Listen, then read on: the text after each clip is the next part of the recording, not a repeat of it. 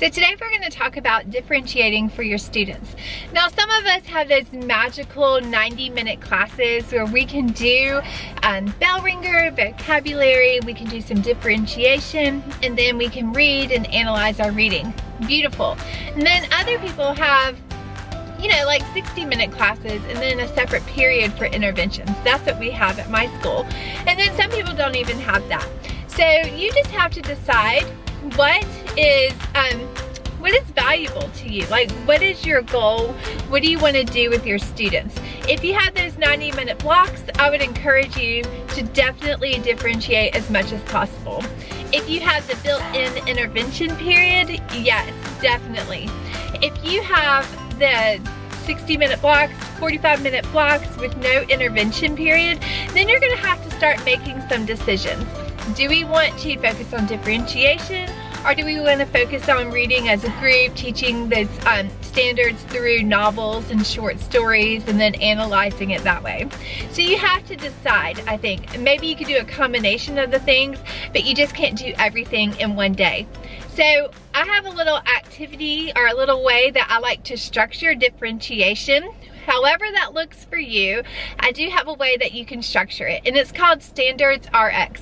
Now Standards RX, or RX just is the Latin word for recipe. So it's just a recipe to help students understand the standards. So I go one standard at a time. I don't teach all the standards at once. And so what we do is we give them a pretest. And this is a pretest that means something because we want to actually see where they are with this standard. So this pretest only goes over the standard. And then I really want students to try, because that's what I'm going to use. I'm going to use those results in order to make my differentiated groups. So I really tell students that I want to see your actual ability. If you are struggling with inference or figurative language or author's purpose, I need to know that so we can meet you where you are and then help you grow. Because isn't that the purpose of differentiation? That's what I teach all the time in my class. The purpose is to meet you where you are and help you grow. I just want you to be better than when you came to me. So you don't have to pass the EOG, or what we call the EOG in my state is our end of grade test. You don't have to pass that. I just want you to do better. So that's our goal, and that's what we use differentiation or the Standards RX to help students grow. So they take their pretest, and then I'll look at the pretest results, and I divide students into 3 groups. We have level 1 group, which is our emerging students who need to work on those foundational skills. Like, we need to work on vocabulary, like content vocabulary, like what is an inference, what is the text evidence, like how do we find that, very basic skills. Then we have level 2, which is our developing group. They have those basic skills, but we need to start learning how to apply it. And then we have level 3 students who are our performing group. They understand it, they got it, so now they're going to take the concept and do something with it. Like, they're going to take it to the next level. They're going to apply it in some way to create something. So we have level 1 emerging, level 2 developing, level 3 performing. And so I divide my students into those 3 levels. Once we have that, so I make each student a folder. It has their name, and then I staple their Standards RX log in there, which will help them keep organized during this time period.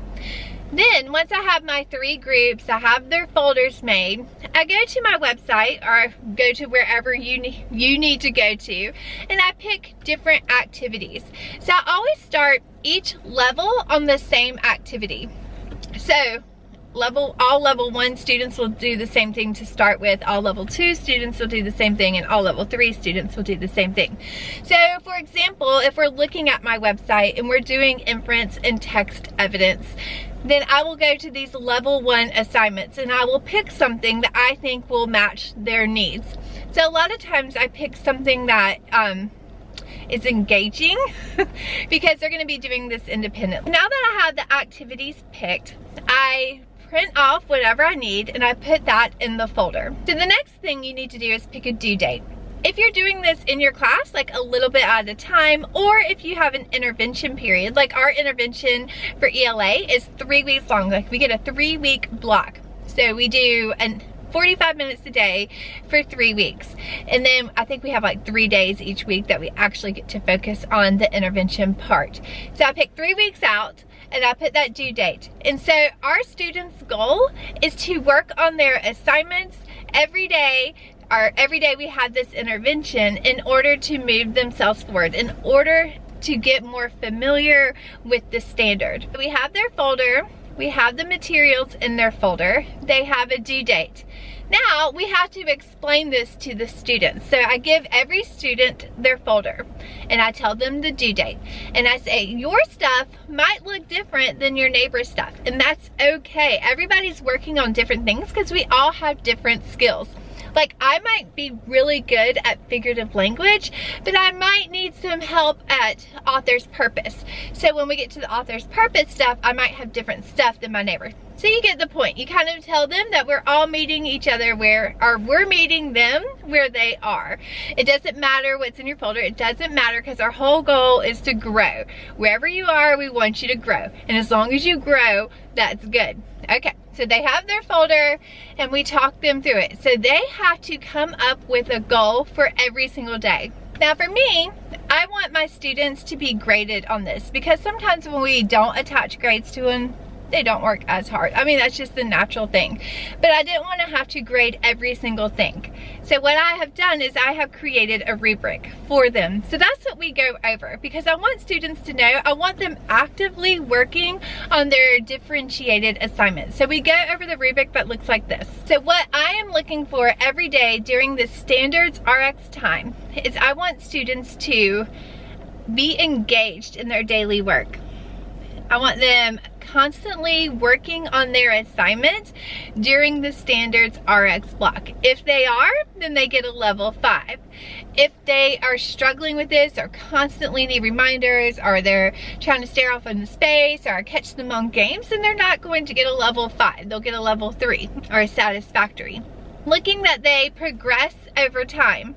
So that means I want them to make significant progress. They work clearly, their work clearly demonstrates like they have taken what they started with and they have grown. So it shows that they're putting forth effort. I want there to be quality work. We're not just jotting things down and turning it in hurriedly to get through the stuff. No, you have to actually internalize it and work with it. Now, my level 1 students might have more assignments to do than level 3, because level 3 is going to be more involved. But level 1, they're short, basic assignments, help them start to understand the standard. And they even might grow into level 2 assignments. So they might have more assignments in that 3-week block. So that's why I want to focus on the quality and not so much grading every single thing. And then initiative and independence. We are going to be, a lot of this is going to be independent, and I'm going to be working with students, and students are going to be expected to work independently while I'm working with some groups. And so that's part of the rubric. We need to make sure that you can work independently. If I see that I'm constantly having to get you back on track, or you're trying to distract others and you're not getting work done, you're not going to get the full 25 points for this. You're going to be knocked down. So I show students this. So we have their folder, they have their assignments, they have the log, and now they have the rubric. So they can see how they're being graded over this Standards RX block. Now, if you don't feel comfortable assigning grades to differentiated assignments, then I would just get rid of this. But this is what I'm doing, because I have found that students need a little more structure when we do station type activities, or we do differentiated activities where I'm working with one group and they're working independently. They need to know that it matters. At least my students do. So then we go back to the log. I tell them to look over their assignment, their initial assignment, and then we're going to go ahead and create a goal. I always want to start class out with everybody creating a goal, because when we have a goal or set ourselves up for an intention for that day, we're more likely to get it done. So their goal, like for the developing part, sometimes they have to write short stories. So their goal might be to develop an outline. Or if it is a level 1 student, their goal might be to do the activity where they're matching vocabulary words and definitions, like to get that down to start to understand the content vocabulary. So everybody has their folder, everybody has their assignments, everybody has their log, everybody has their rubric. So we're all starting off, even though we have different assignments, we're all starting off on the same page. Then I split the students into groups. All level 1s sit together, all level 2s sit together, all level 3s sit together. Now they might go over a couple of tables, like level 1 might have 2 tables, you know, level 2, 2 tables, level 3, 3 tables, I don't know. So whatever it is, I split them up. Whenever it's time to do Standards RX in the classroom, I'll say move to your tables for Standards RX time. And they know exactly where they need to go. So they take all their stuff and go there. And then I start the timer. I'm like, okay y'all, we have 20 minutes to work on their Standards RX. You have your goal written down, so we are gonna work actively towards that goal. Then I say, today I am meeting with level 2 students. So I want level 2 students, stay where you are.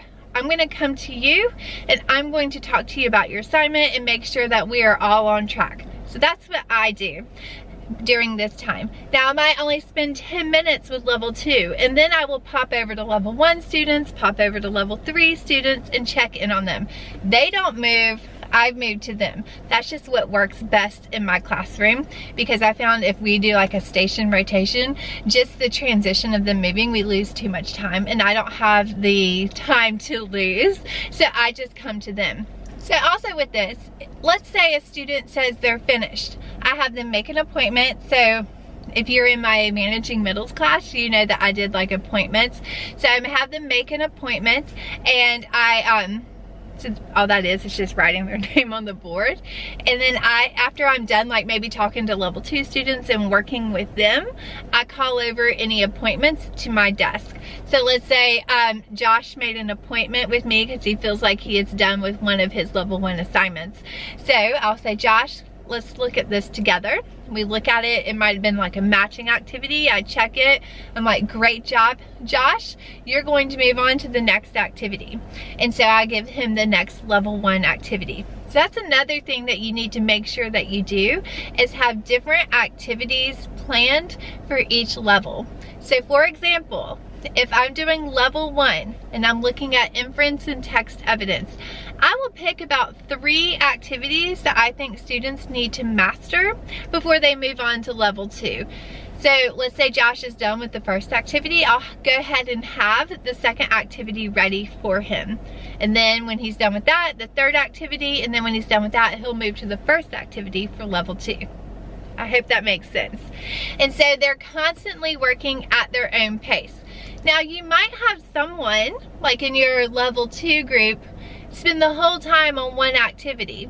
As long as they're actively working, some people just work slower. And that's why, again, why I have the rubric. So if you're actively engaged, then it's okay, because you're working at your pace. And that's what this Standards RX time is all about, working at their own pace. So if you have a 20-minute block for Standards RX, I would spend 10 minutes with one group, working with them, helping them out. Then the other 10 minutes, you open it up to appointments where you can meet individually with students. That's what I would do. And then you just keep moving it forward and until you get to your end date. And then at your end date, you will be around your end of the standard that you're working on, because at the same time, in normal class time, you're teaching this standard, you're doing things with this standard. So again, if we are doing inference and text evidence, they're working with it individually with the Standards RX time, and then when we come together as a class, we're working on it as well.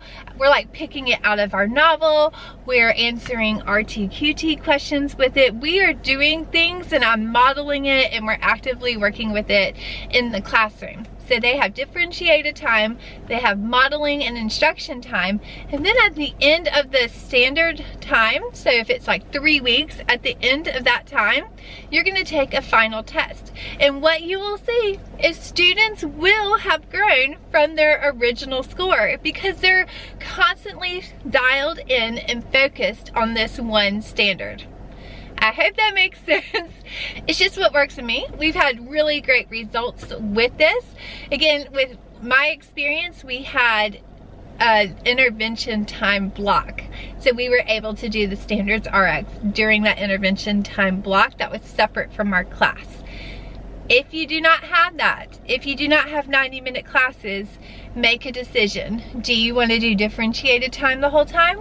Or do you want to do like novels and picking things out of the novels and that kind of thing? Or do you want to get rid of vocabulary and just do differentiated time during that time?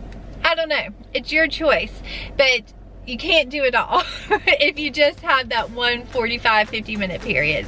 So you're gonna have to make some decisions, but that's up to you and your students. I hope this helps. If you are an ELA Unlimited member, I have uploaded the Standards RX overview that tells you the levels. It gives you the instructions that I just talked about here. It has the rubric, and it also has the log that you can use to make your student folders. If you have any questions, just let me know, comment below, or email me, and then I'll do my best to get back to those. I hope you have a great day. Happy teaching. Stay positive. It's going to be a great year. Bye.